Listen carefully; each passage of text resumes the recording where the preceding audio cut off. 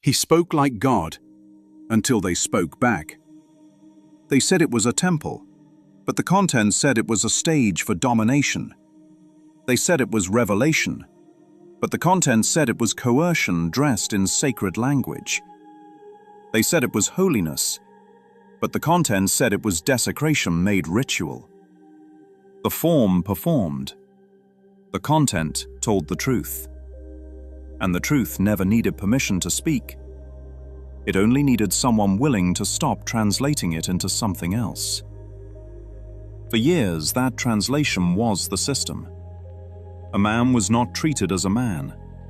He was treated as the voice of God. Not a voice for God, the voice of God.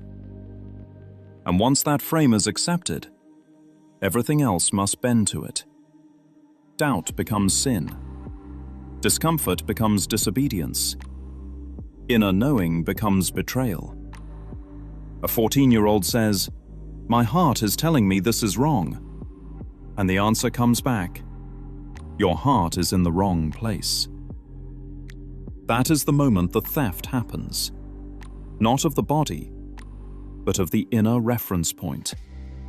Because once the voice outside overrides the voice within, the system no longer needs force. It runs on interpretation. And interpretation can cage a mind long after the body walks free. That's why the arrest didn't end it. That's why prison didn't silence it. That's why the sermon still echoed through speakerphones, why people still gathered, why the voice still sounded divine. Because the structure was never built out there. It was installed in here. The body can be locked in a cell, but the image can remain enthroned in the mind. And a throne in the mind outranks any prison in the world.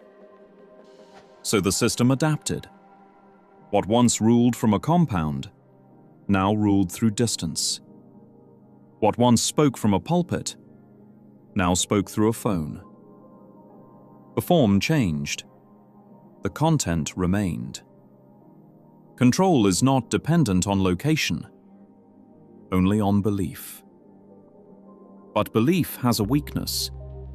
It collapses when it is no longer supplied. And that collapse doesn't begin with force. It begins with sight. One woman sitting in a courtroom, looking directly at the man she had once feared. Not lowering her eyes, not shrinking under the stare, but holding it until he looked away. That moment wasn't about dominance. It was about recognition. The power had never been in him. It had been in the meaning assigned to him. And the moment that meaning was withdrawn, the structure cracked. That's what testimony really was. Not just telling what happened, but telling the truth about what it meant. And that's why it was so dangerous. Because the system was built on female silence and undone by female testimony. The very voices trained to submit became the voices that revealed the content. Not the form, the content. They didn't argue about titles. They exposed function. They didn't debate theology. They revealed effects. Fear, coercion, violation. And once the content is spoken plainly, the form loses its spell. Because form can be managed, but content leaks. It leaks through experience, through contradiction, through the body's resistance, through the quiet knowing that something is not right. That knowing was always there, even when it was denied, even when it was overridden, even when it was called wrong. And when it finally speaks, it doesn't ask permission. It breaks the frame. That's why the temple matters so much, because the holiest place was the clearest contradiction. White walls, white curtains, white floors. Everything's signaling purity. And at the center, a bed raised like an altar, not for worship, but for violation. The form said sacred. The content said domination.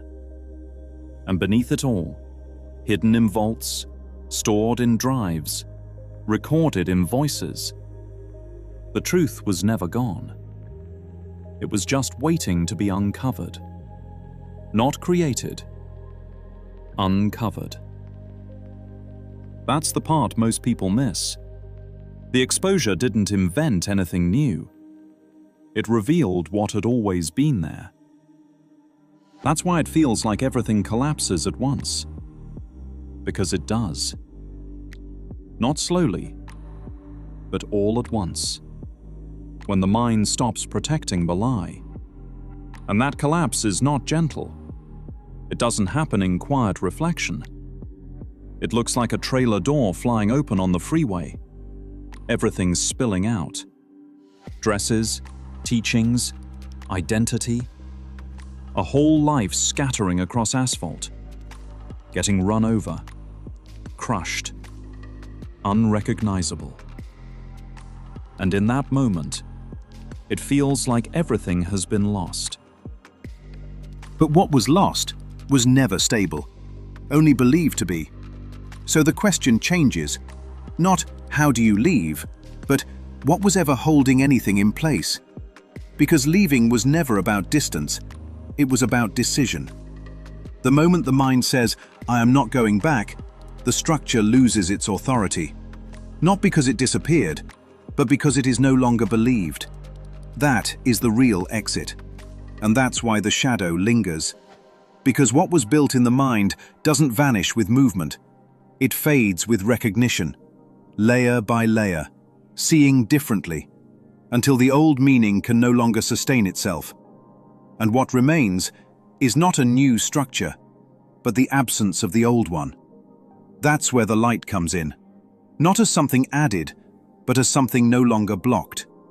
Because truth doesn't need to be installed. It only needs the lie to stop being protected. And once that happens, the puppet doesn't need to be blamed anymore. Because the puppeteer has already been seen. And once the hand is seen, the strings lose their power.